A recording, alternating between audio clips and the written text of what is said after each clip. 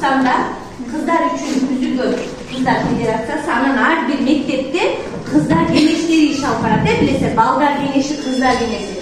Buna uşul Улуттук Kızlar Federasyasının prezidenti olup Айзирек Мырзабаева деген kızımız iş alып barат. Uşul Kırgızstandагы бардык mektep mektepte kızlar gençlerinden uşul Айзирек эжекеңер iş alып barат. Andan keyin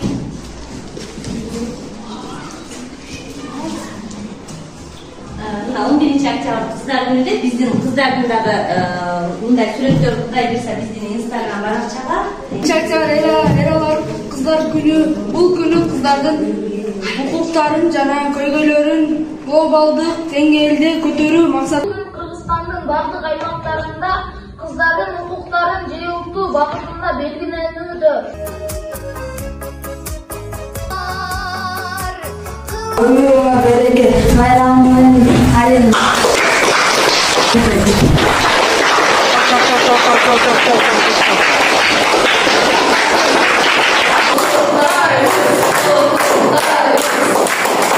Kızlar günlerine kutlarız. Orvalı, Gökçaşarlı, İmandol,